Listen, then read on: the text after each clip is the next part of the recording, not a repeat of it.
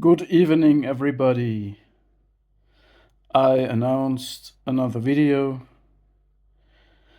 and here we go. This time is about, of course, the cluster B personality disorders, narcissistic psychopathic abuse, and how to deal with that. You need to understand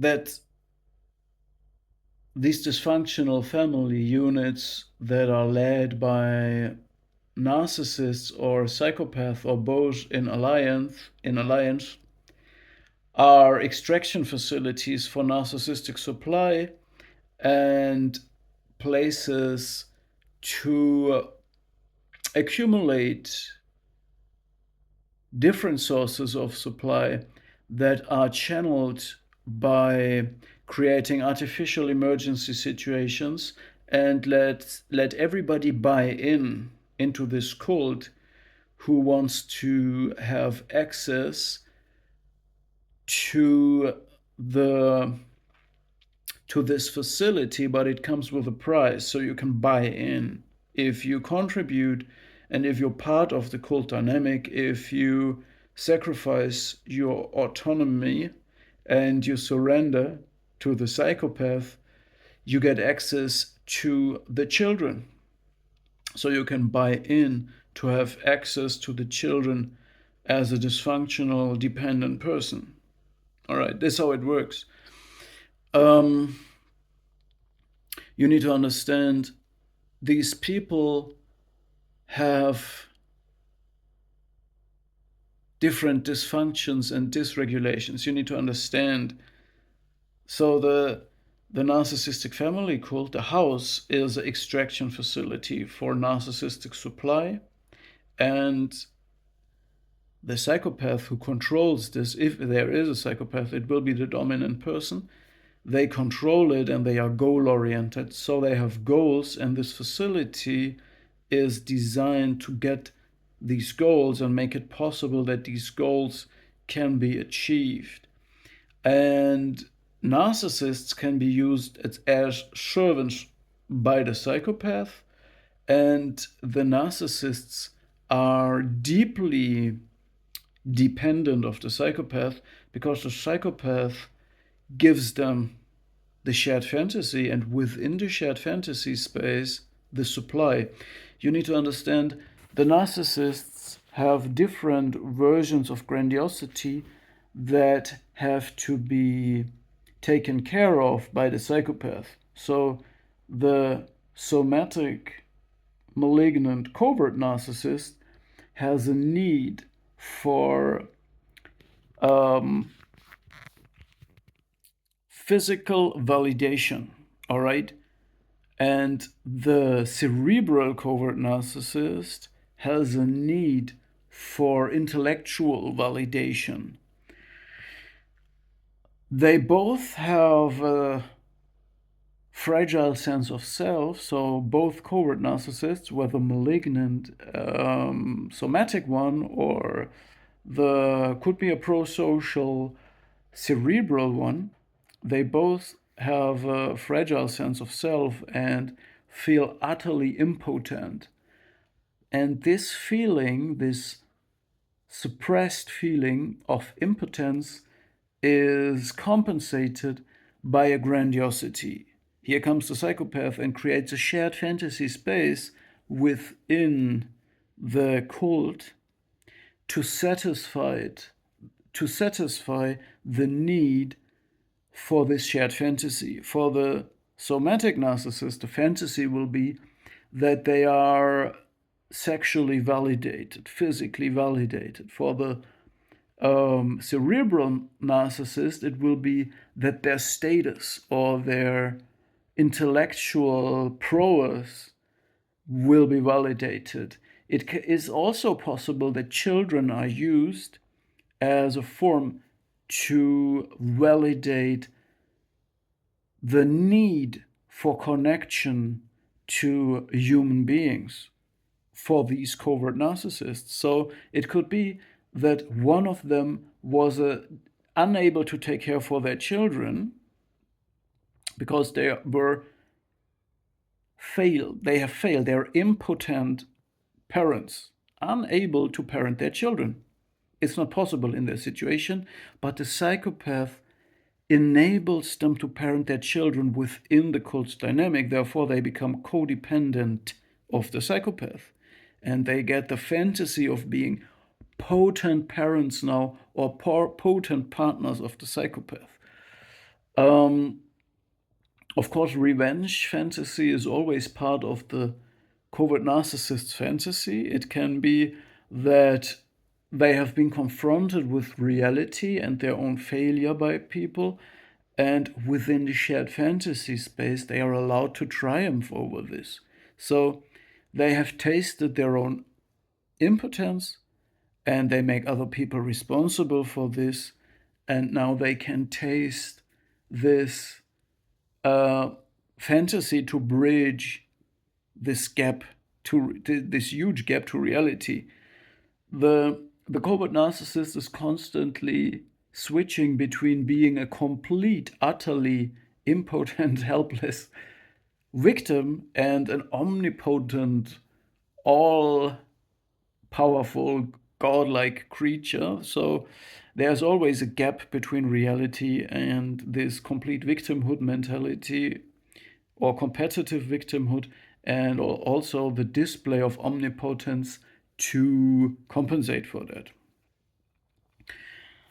Now, all of the cluster Bs, also the psychopath, are externally regulating, means they live by proxy, means the suffering, the pain, the shame and the anxiety that they repress and are detached of will be felt by the authentic and vulnerable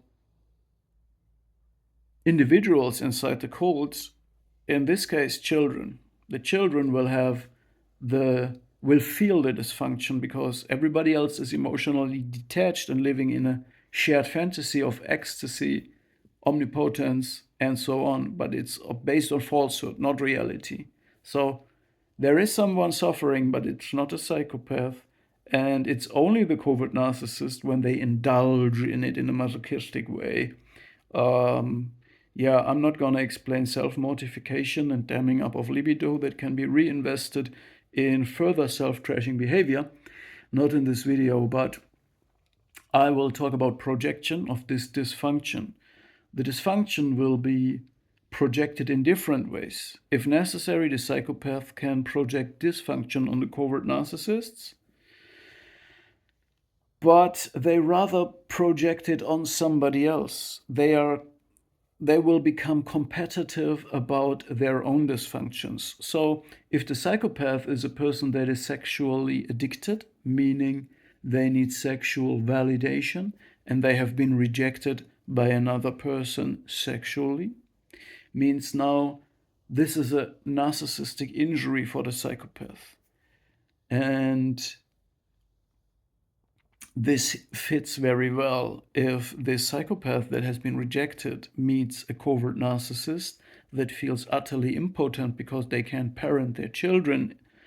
There is the perfect chance for them to indulge in adultery and lustful behavior on a daily basis in order to compensate for the feeling of being impotent, as well as for both to follow a revenge fantasy and compensate for the narcissistic injury of having been rejected.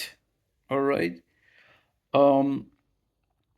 Now, the dysfunction must be projected on the person that rejected the psychopath, and the same person that has everything the covert narcissist wants to have, being functional in society, being potent and fertile parent, being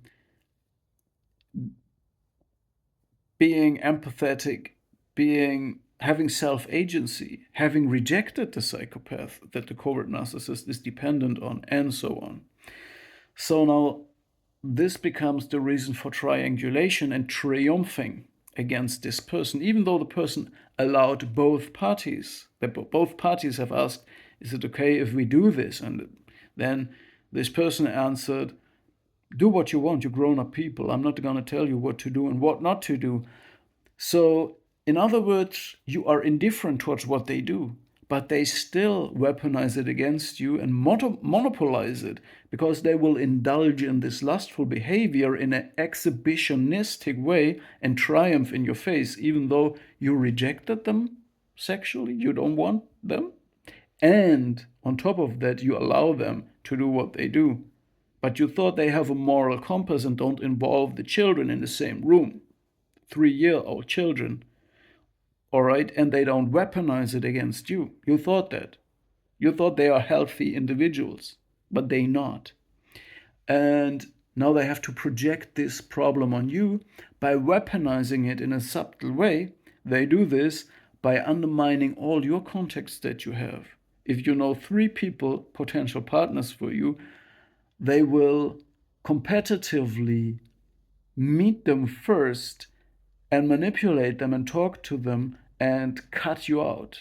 This is coercive control. Even though you let them do what they do all the time and you do not interfere with their connections, they will make sure that they are the only ones who can triumph in this exhibitionistic way of lustful, self-trashing behavior, even though you never wanted to compete.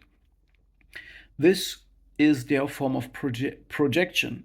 Inside the shared fantasy, they are the only winner that is proud of destroying the core family and putting shame and anxiety that they don't fear on the children. This is how they want to project it, because they want you to become competitive and finally accept that they are the winners and that what they do is the good thing and you are the loser, right? Because you try to protect the children because you can self-regulate. So they try to get you in a competitive mood and eat this narration. But I spit it out back in the face of these guys, right? So the thing is, I have figured out that I am a person where the projection of shame or guilt does not work as good as intended. So the intention of this theater play of the covert narcissist and the psychopath is on the side of the covert narcissist. They want to show omnipotence even though they are utterly impotent. And in terms of the psychopath, they want to exert power and triumph and humiliation to the person that rejected them. That makes it worse. If you have no problem with them doing this, they get more and more angry and competitive about it, and they will sabotage your relationships so that you end up having not the same joy they have, but they have it, okay? So this is how they try to project this dysfunction on you. So the psychopath is sexually addicted and can't take the rejection. So they need to project this. They make this a problem of you. And also the covert narcissist might be addicted to substances. All right? And they will also weaponize this and try to make this a problem of you. So how to deal with this situation? Told you on my channel, get indifferent towards all of this by, for men it's called semen retention, nofap, celibacy. And it has benefits for both men and women alike. It's a little bit different, but it has benefits. It's not for everybody. I'm not suggesting to do it. But if you train this, if you go on this path, including fastening, cleaning up the way you eat, exercise daily, have a disciplined lifestyle with a moral core wherever it comes from, whether it's the scripture, whether it is another spiritual practice, or whatever stimulates your mind and your soul. It's a journey you go on, meaning you're full monk mode now. So you go on celibate, especially. You discipline yourself from all instant gratification, whether it's sexual, whether it's substances. You quit it all. It might take years and you get better. At some point, you get to the point where you live independent of that and you don't even want to go back to anything of that. It's just, it's a strong step to do. Again, I don't suggest it to anyone. But if you need clarity, simplicity, focus, energy in your life, this is very helpful, and it destroys the attempt of them to project their problems on you, right? Because now you stand up and say, oh, I have the moral core, I am functioning in society, I have a better physical health than you, I have more potency than you, I'm fertile, I'm bearing fruits. You can judge the tree by its fruits. All right, I contribute to society. I'm working, I'm fully working. I'm doing something for my health, for my mental health, for my physical health, for my spiritual health. I am not indulging in lustful behavior. I don't use instant gratification. I'm not using any substances. And this helps you to expose the dysfunction inside this codependent facility to extract supply and validation for sick people who make their own children suffer for what they do. And this reverses the whole dynamic, because the truth will leak out by itself. The dysfunction of them will leak out by itself. Okay? Yes, sir, that's the truth. That's how they try to project their problems on you. They try to make you dependent of these substances they use. And then they want to compare themselves to you, even though, let's say, you use alcohol or marijuana as a recreational matter. After you go to work, you work 8 hours, a full day long, then you go shopping, then you cook the meal for the kids, then you bring the kids to bed, and then you enjoy your beer or you smoke one, and you do this over and over again, and you function fully in society. They will weaponize it, even though they are hanging around dysfunctional at home, indulging in this lustful behavior of instant gratification, all while going through depression and all kinds of drama and childlike bull crap. They will compare themselves to you and say, oh, you do, and weaponize this against you. Therefore, I tell you, you need to go full monk mode. Fuck this. All right? You started this. You're highly competitive. I show you who you are, and I show you who I am. You need to show who you are. They will show who they are. Exhibitionistic dysfunction. That's the narcissistic family cult. With the delusion of a shared fantasy, of a pseudo-mutual family, where the children are afraid of the grown-up people who have to use substances to regulate themselves.